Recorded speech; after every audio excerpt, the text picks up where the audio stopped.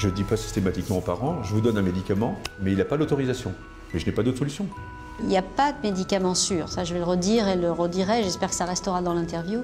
Il n'y a pas de médicament sûr. Le vrai problème quand on évalue les médicaments chez l'enfant, c'est de savoir quelle dose il faut leur donner. Il est inéthique de délivrer des médicaments qu'on n'a pas testés, qui peuvent avoir des effets secondaires qu'on ne connaît pas alors qu'on pourrait les connaître. The way I put it to people was ignorance is bad public policy and it's bad medicine.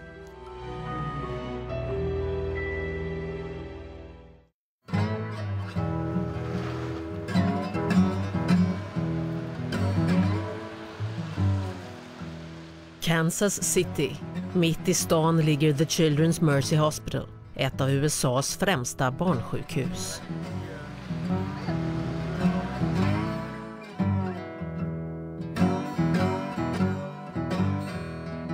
Barnläkarna här är fullt medvetna om att deras unga patienter är människor under utveckling.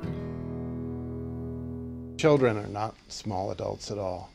And you know, historically, when people thought about medicines and how to give the right dose, it became seemingly easy to take what was right for an adult and make the difference in weight and then do a simple calculation, but that doesn't work. Historien är kantad av skandaler där barn har drabbats.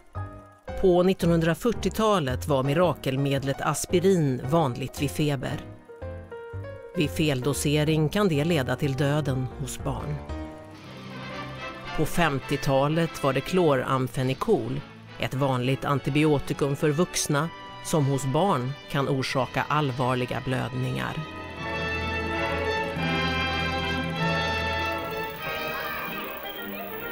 I mitten på 60-talet fick gravida kvinnor Neurosedyn mot illamående. Ingen förutsåg att fostren kunde påverkas, men användningen av medicinen gjorde att över 12 000 barn föddes med missbildningar. Trots detta följde flera skandaler. Ett antibiotikum färgade tänderna gula hos en hel generation på 70-talet. Senare orsakade ett antikräkmedel kramper och en hostmedicin ökade risken att få inflammation i luftrören.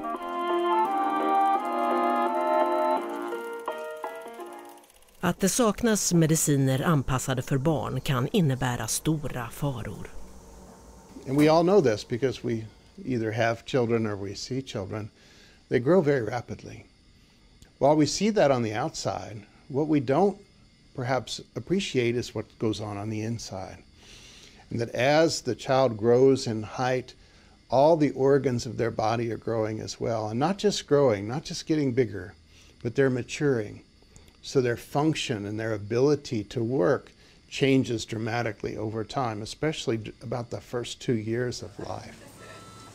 Barn förändras och utvecklas innan de blir vuxna. Det måste barnläkarna ta hänsyn till när de behandlar unga patienter. Therapeutic drugs, the body breaks them down because they're foreign. They're not part of normally who we are. They're foreign chemicals and molecules. So we put them in, but then the body's trying to process it out.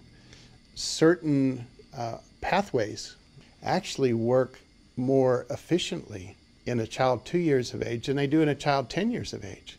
So the dose of a medicine, oftentimes the younger kids is more of a dose than the older kids. And that's counterintuitive to us in the way of our thinking. But it's all based on those changes in physiology that occurred during development.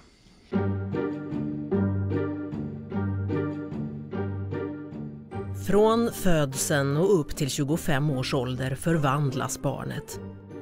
Allt börjar med några celler och ett ungt par som ska få vara med om en lycklig tilldragelse.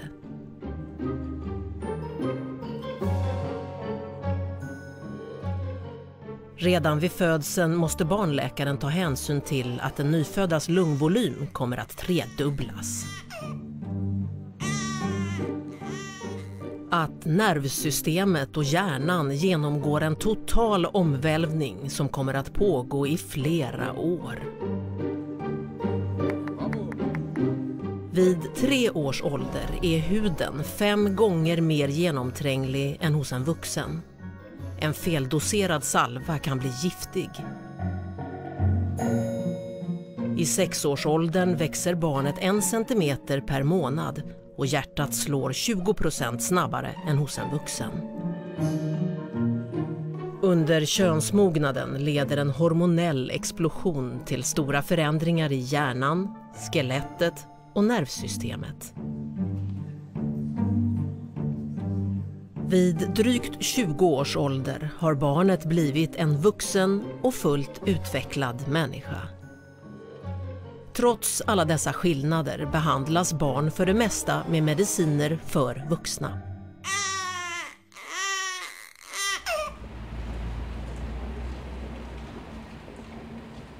Så är det i hela världen, som här i Frankrike på Dr. Lienharts barnläkarmottagning. Han träffar i genomsnitt 25 unga patienter om dagen. J'écoute vos questions. Il a fait une conjonctivite. Oui. J'arrive pas à la soigner. D'accord. Alors, vous déshabillez votre bébé intégralement, vous le mettez tout nu. C'est votre J'ai oublié de demander, c'est votre premier. D'accord, ok. Donc pour l'allaitement, justement, je voulais savoir. Oui. Donc j'ai eu réponse aussi.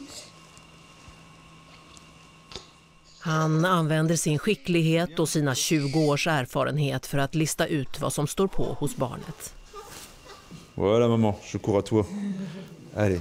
Pour nous, la différence, c'est que d'abord, ils ne communiquent pas au début. Donc la communication se fait avec les parents. Et il faut apprendre à écouter toutes les informations que nous donnent les parents, les plus sensibles possibles. Surtout s'il y a un souci, essayer de finaliser le mieux possible l'interrogatoire pour savoir ce que l'on va rechercher, vérifier, éventuellement explorer si nécessaire, et puis que l'on puisse adapter au mieux possible les prises en charge thérapeutiques s'il y en a. Et c'est différent d'un adulte. Les doses adultes sont des doses qui sont... vous êtes adulte, vous avez quasiment toujours la même dose. Tandis que nous, on est continuellement obligé d'adapter la posologie à l'âge et au poids de l'enfant. À l'âge et au poids de l'enfant. Läkaren måste undersöka varje patient och sen skriva ut mediciner. Där i ligger problemet. En termes d'apport lacté, il faut 1 millilitre d'apport lacté par jour jusqu'à peu près l'âge de 2 ans. Tout produit confondu. Tous les médicaments qu'il peut m'arriver de prescrire n'ont pas forcément été tous validés pour les enfants. C'est un de nos soucis en pédiatrie. Par exemple, dans le traitement de l'acidité, dans le cadre des reflux, je ne dis pas systématiquement aux parents, je vous donne un médicament, mais il n'a pas l'autorisation. Je n'ai pas le temps, j'ai l'habitude de le prescrire. Il est prescrit et validé, entre guillemets, dans le centre hospitalier régional qui est de référence et qui l'utilise lui aussi, et qui parfois l'utilise même à des doses qui sont encore supérieures à celles qui est communément admise. Mais parce qu'on n'a pas d'autre stratégie et qu'il faut être utile pour l'enfant et pour son confort. Je savais pas du tout. Je pensais justement d'autant plus que comme c'était des enfants, c'était encore plus contrôlé. Donc non, je suis surprise d'apprendre ça. Få mediciner är speciellt avsedda för barn. Oftast är de gjorda för vuxna och läkarna försöker anpassa dem till barn. Allez, bonne journée. Au revoir. Au revoir. Au revoir la puce. Allez. Om läkemedlet verkligen är avsett för barn står den korrekta dosen för olika åldrar i instruktionerna. Finns det inga instruktioner betyder det att läkemedlet inte är godkänt, och så är det till exempel i 60% av förskrivningarna i Frankrike. Tillbaka till Kansas City. Reagan har i 2 års tid kommit regelbundet till barnsjukhuset tillsammans med sin mamma. Hon är inte sjuk, men deltar i en studie som undersöker hur hennes lever fungerar. Hello, Miss Reagan. Hey, Mom. How are you guys? Fine. Ready for the study visit today? Okay, all prepared, huh? Didn't eat anything, didn't drink anything. Okay. Well, I'll tell you what, we're going to go in this room, drop your coat off, like usual, and then we'll go back, get your height and weight and your vital signs. Okay. No. Okay. We're going to put this on your arm. You know how this works. Big hug. Reagan kommer att genomgå en rad tester 2 gånger om året tills hon når vuxen ålder. Forskarna kan bara genomföra såna här studier med hjälp av frivilliga försökspersoner. Even though there's no direct benefit to her health, I felt the benefit of her participating and helping other kids. And so I was pretty sure she would want to participate. when I first did it, they had to get my blood drawn, so I was like, I don't want to do this. And then the next time I came, I'm like, oh, I'm not going to get my blood drawn until I'm older. And so I was okay with it. And now, since I'm used to getting shots and all that, I'm okay with getting my blood drawn again. And I'm just comfortable with doing it, so. This is the study drug. I'm gonna have you take it all down. I'll let you squirt it in. Okay. It's dexamorphin. It's like the medicine that's found in your Robitussin and stuff like that you take for cough. You can get it over the counter. This just doesn't have anything in it but the dexamorphin. So we give it to them and it's metabolized, and its metabolites are shown in their urine. That's why we collect their urine for 4 hours after they take the medicine. Awesome. Okay, now you can eat in about an hour, okay? And every time you get up and go to the bathroom, I need you to let me know. So I collect that urine like we did the last study visit, okay? Okay. So when a drug is put into the body processes it and metabolizes it, excretes it. We know a lot about how those processes change as a function of age. What we know far less about are changes in the pharmacodynamics, so the action of drugs. Genom att studera hur kroppen gör sig av med hostmedicinen kan man räkna ut aktiviteten hos ett enzym i Reagans lever. Ett enzym som är nödvändigt för att kroppen ska tillgodogöra sig flera olika läkemedel. Studier som de här på friska barn ger en massa information. Det är som att ta fysiologiska ögonblicksbilder av barnet vid olika åldrar.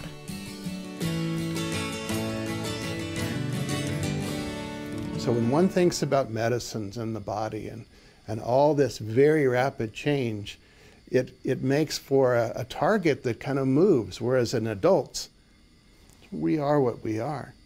But children, it's very different. So it's important to understand what those differences are. So as we develop treatments and medicines, we know what to develop and then how much of what we develop needs to be given so that we do the right dose. Det finns ett livsviktigt organ som tar längre tid på sig än alla andra för att utvecklas. Det är också det som är känsligast för mediciner och det man vet minst om när det gäller läkemedel. What we found out now is in doing all these trials is that guess what is one of the most common problems children have with a drug? Central nervous system. Because guess what? Their brain is changing. You know, it's not a fixed, already developed. It's changing. So it makes perfect sense. If you take something that's growing and changing and you put it in a mix of chemicals that might be fine on an already fixed, brain, that there might be different reactions. De första levnadsåren är de mest kritiska i hjärnans utveckling. Paradoxalt nog har 99% av de mediciner som ges i den här åldern aldrig prövats på nyfödda.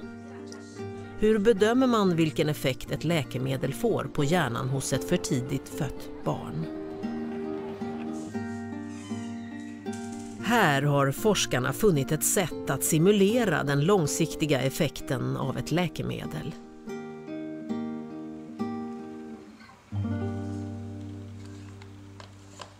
Le souriceau a ceci de commun avec le nouveau-né humain que c'est un organisme en développement et qu'on ne pourra étudier les conséquences sur le développement que sur un organisme en développement. Pendant la première semaine de vie, le souriceau ressemble à un prématuré. Et on essaye d'établir des correspondances. On arrive à 5 jours de vie chez un souriceau. Ça correspond à 32-35 semaines d'âge gestationnel chez l'enfant. Med den här unika maskinen studerar forskarna hur man ska behandla en nyfödd. De använder parametrar som temperaturreglering i olika åldrar, koordination av rörelser och lungkapacitet. Une souris, ça vit 2 ans, le stade adulte est atteint au bout de quelques mois. Si un médicament que l'on donne à la naissance perturbe le développement du système nerveux central, on doit pouvoir s'en apercevoir assez rapidement. Att ge nyfödda medicin idag innebär i princip att de deltar i ett experiment vars eventuella effekter är okända. Chez les prématurés, on donne de la caféine pour stimuler la respiration. Eh bien, les études pour étudier les effets à long terme de la caféine que l'on donne à un prématuré sont en train de se faire maintenant, alors même que ce médicament est délivré depuis des décennies. On en est maintenant, en termes de résultats, à connaître les effets quand les enfants atteignent l'âge de 5 ans. Ce qui ne veut pas dire qu'il n'y a pas d'effet pour des stades plus tardifs, l'âge scolaire par exemple, les retards d'apprentissage de la lecture ou des choses comme ça. Donc ça, c'est le cas de la très grande majorité des médicaments que l'on donne aux nouveau-nés. And you have to make a choice about using a medicine. Okay, if we don't study medicines, if we don't have the knowledge about how they act, what they do, how the body disposes of them, that's the scary part of this. På senare år har vi insett att läkemedel måste prövas på barn av såväl vetenskapliga som etiska skäl. En 1984, le Comité national d'éthique, qui vient d'être créé en France, il était créé en 1983, le deuxième avis qu'il rend, c'est un avis sur l'expérimentation sur l'être humain, et qui procède de l'argument qu'il y a un devoir d'essayer les médicaments. Il est inéthique de délivrer des médicaments qu'on n'a pas testés, qui peuvent avoir des effets secondaires qu'on ne connaît pas alors qu'on pourrait les connaître.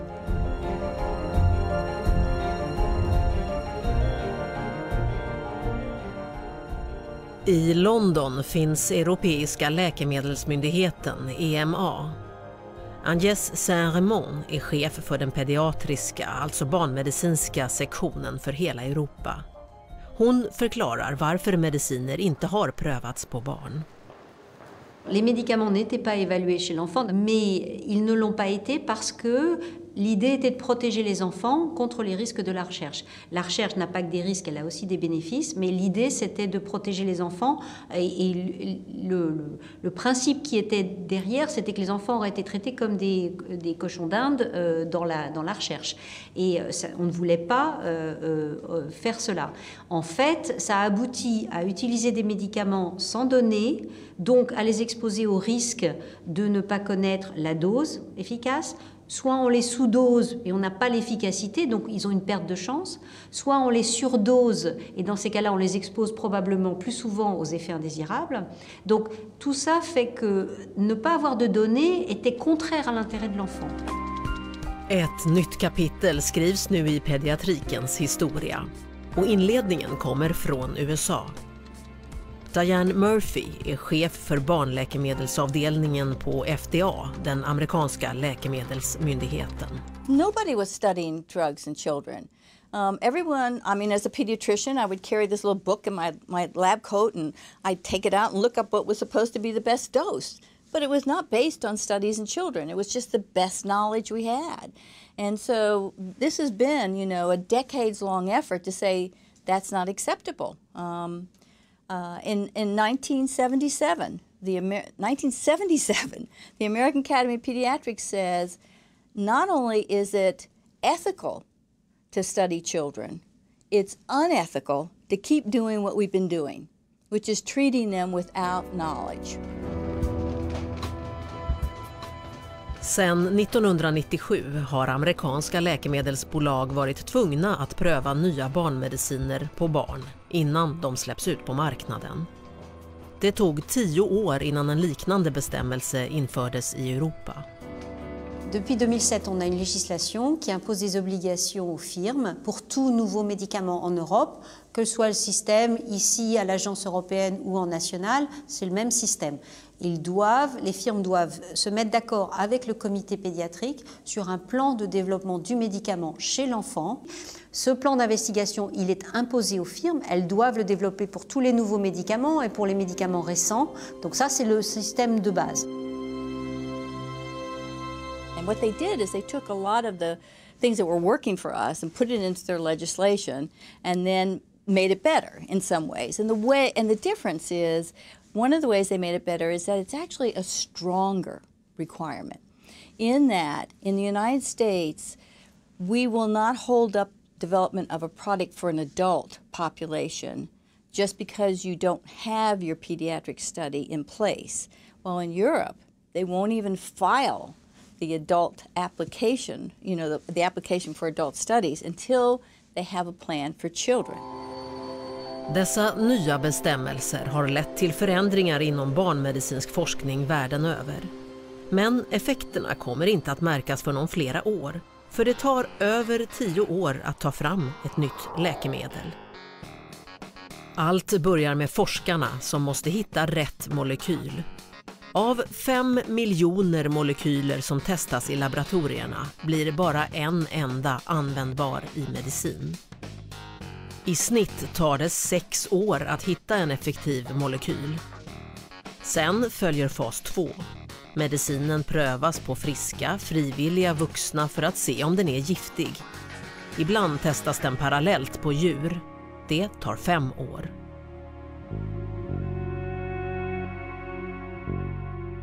Slutligen i fas 3 prövas medicinen på barn med föräldrars medgivande.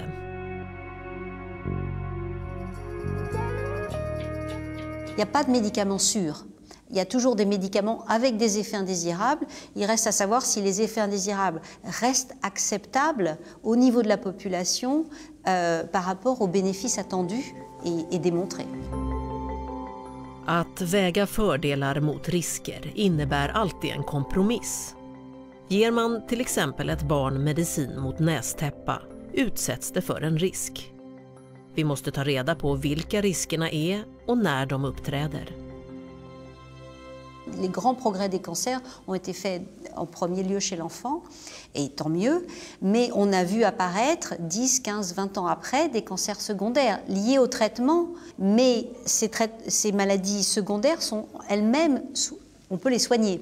Donc, quelque part, le bénéfice d'avoir permis la guérison de l'enfant et sa survie et une vie de qualité, parce que c'est aussi l'élément important, est bien supérieur au risque d'avoir un deuxième cancer. För en korrekt bedömning av ett läkemedels fördelar och risker behövs noggrann vetenskaplig dokumentation.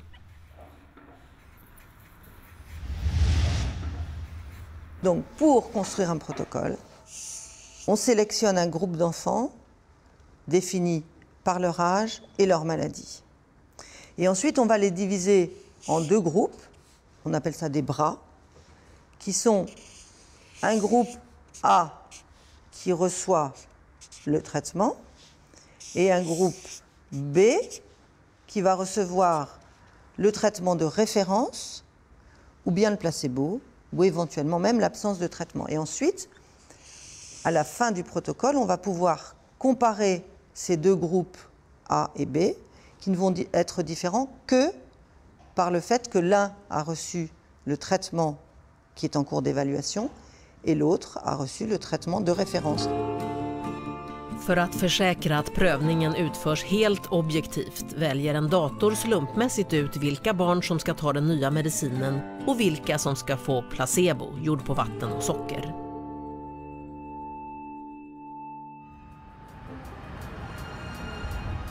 Ce n'est pas une éthique de tester contre placebo sur des enfants. Ça dépend de la situation. Ce qui est inéthique, c'est de faire un essai inutile, par exemple. Ce qui est inéthique, c'est de faire un essai contre placebo lorsqu'il y a une autre possibilité de prise en charge médicale que le placebo et qui serait nécessaire. Mais encore une fois, c'est fait lorsqu'il n'y a pas d'autre possibilité, lorsque le médicament qui est à l'étude, on ne le connaît pas du tout, et en face, comme alternative, il n'y a rien. Donc on ne fait pas courir un plus mauvais risque à l'enfant ou à l'adulte lorsqu'on expérimente contre placebo dans ces conditions. Etiken är viktig i kliniska prövningar på barn. Barnet är en viktig spelare som måste känna till reglerna. L'idée de demander à un enfant s'il est d'accord pour recevoir un traitement est une idée neuve. C'est une idée qui a 20 ans. chez nous en tout cas. Pendant très longtemps, on demande aux parents si on peut pratiquer telle opération, on ne demande pas à l'enfant s'il est d'accord. Le consentement de l'enfant doit être recherché. Hein. Il doit être recherché. Et en fait, on voit dans certains services des médecins ou des soignants qui expliquent à un enfant en bas âge qu'on va lui faire quelque chose. Et voilà. Alors l'enfant ne comprend pas, il ne comprend pas tout, mais enfin on a fait l'effort de le considérer comme une personne qui est capable de faire des choix ou qui sera capable plus tard de faire des choix.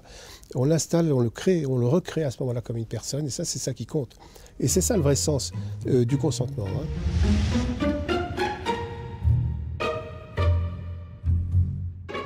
Endast personer speciellt utbildade i kliniska prövningar på barn kan ta med och följa barn i de här studierna.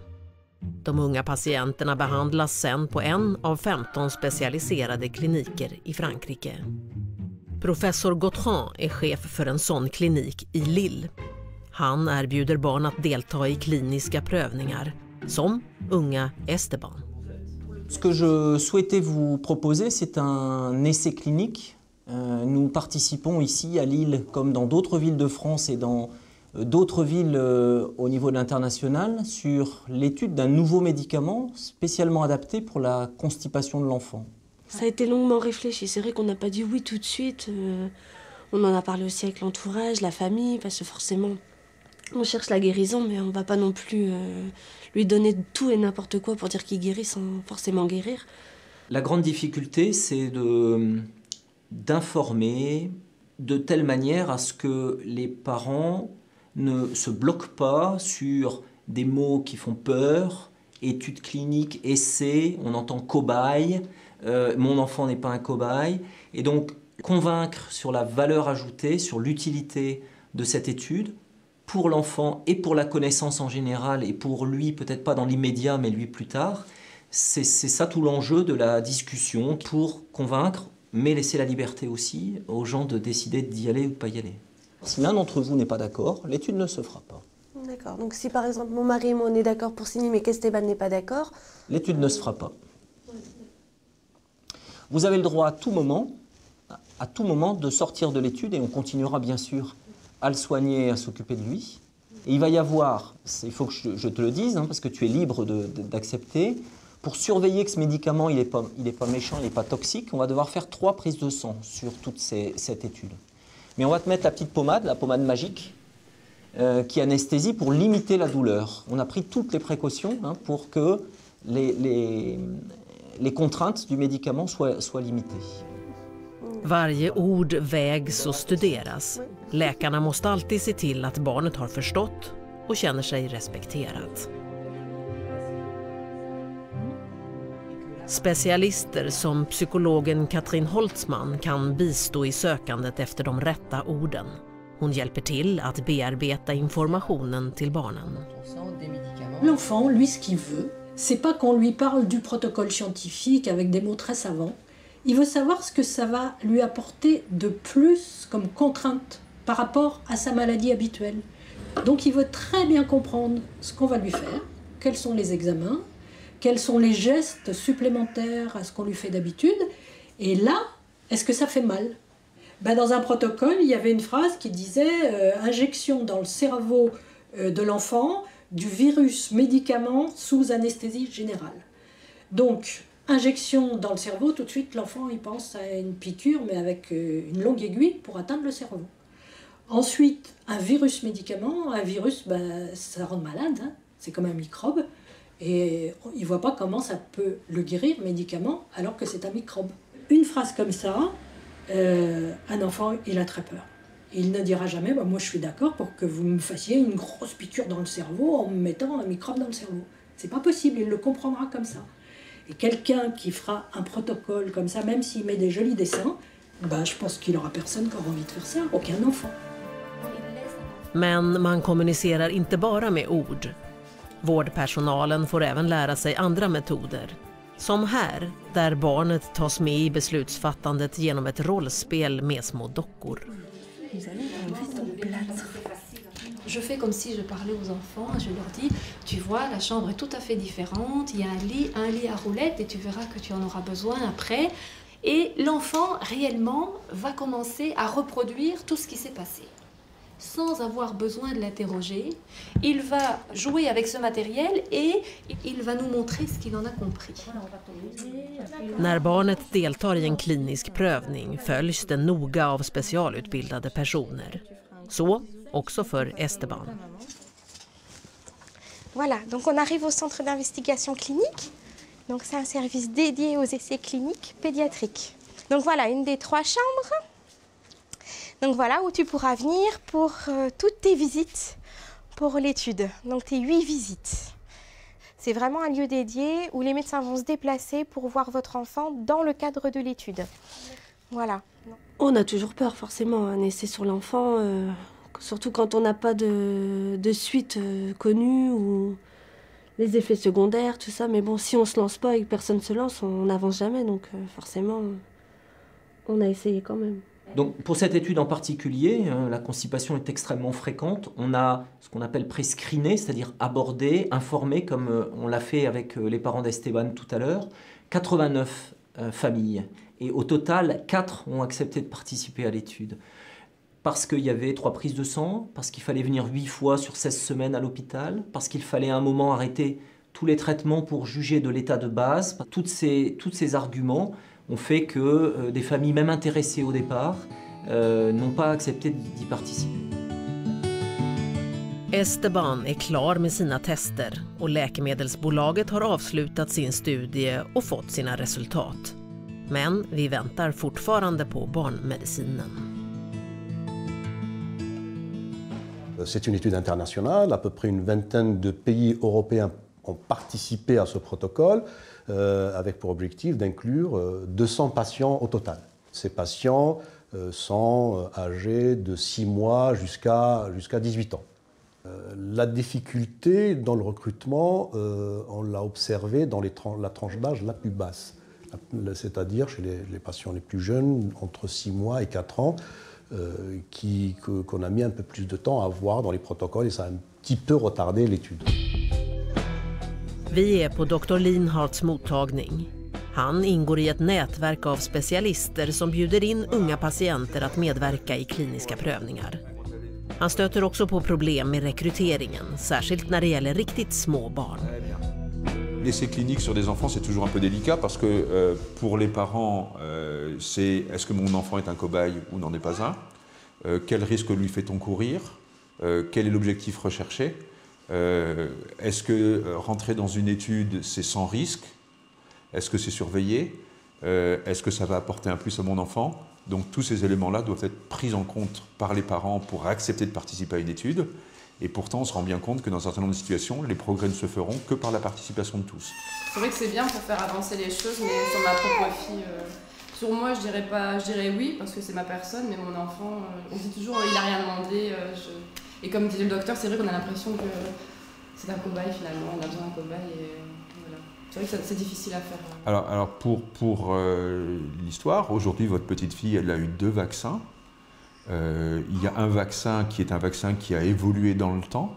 Il protégeait contre un lot de soucis et on a fait l'extension pour protéger plus. J'ai participé à l'étude de recherche clinique sur ce vaccin. Il a fallu le présenter, le proposer à des parents qui ont eu les inquiétudes que vous signalez. Est-ce que c'est raisonnable? Est-ce que c'est sain? Est-ce que je ne fais pas courir un risque à mon enfant? Quel progrès je vais pouvoir lui apporter? Mais maintenant, ce vaccin a été fait, il a été initié parce qu'on s'était rendu compte qu'il ne couvrait pas assez la protection des enfants. Depuis qu'il l'est, tous les enfants l'ont en tous les cas chez nous et on a amélioré et fait reculer des pathologies. And it's interesting when I talk to drug companies who want to do a study and we talk about the study. And I always ask the question, well, okay, here's your study protocol. Would you put your child into the study? Sometimes they say, oh no, I wouldn't do that. And my answer is, as an investigator, I've never done a study I wouldn't have my own children in. And I evaluate each one, and my colleagues, they're the same. We wouldn't do a study we wouldn't put our own child in. Att hitta deltagare är ett av de största problemen med studier inom barnmedicin. En klinisk prövning måste vara representativ för alla åldersgrupper. En 3-åring reagerar inte på samma sätt som en tonåring. C'est pas un enfant de 0 à 18 ans, ce sont en fait des groupes d'enfants très différents. Il y a le nouveau-né jusqu'à 1 mois, après il y a le nourrisson, disons jusqu'à 2-3 ans, après il y a le petit enfant, le grand enfant et il y a l'adolescent. Enfin, donc ce sont des populations assez différentes et quand on dit les enfants, en fait, on ne représente pas honnêtement ce qui se passe et le développement, c'est un développement multiple, donc c'est un développement très cher.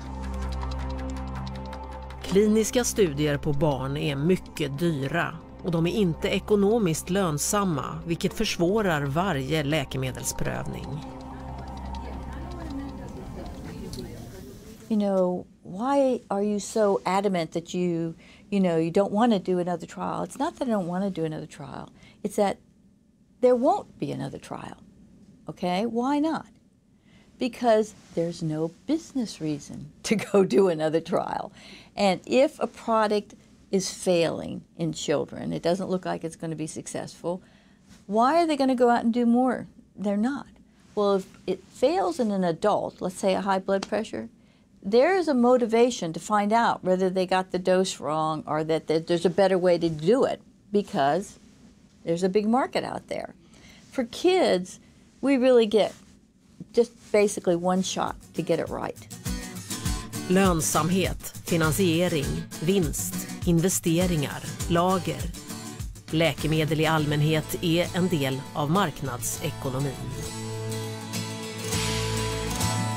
Pour des sociétés commerciales dont l'objectif est de faire des profits, dépenser de l'argent sans retour sur investissement est quelque chose qui n'est pas dans la logique du système. Le développement des médicaments en Europe comme dans le monde repose sur des sociétés commerciales. Donc ça, c'est une réalité. Alors, on fait avec des incitations commerciales pour répondre au système qui est en place. Och systemet fungerar betydligt bättre för vuxenmediciner än för barnmediciner. On parle de la pédiatrie. Dans la pédiatrie, il y a toutes les maladies du monde adulte. Simplement, vous avez 3% des malades qui sont là.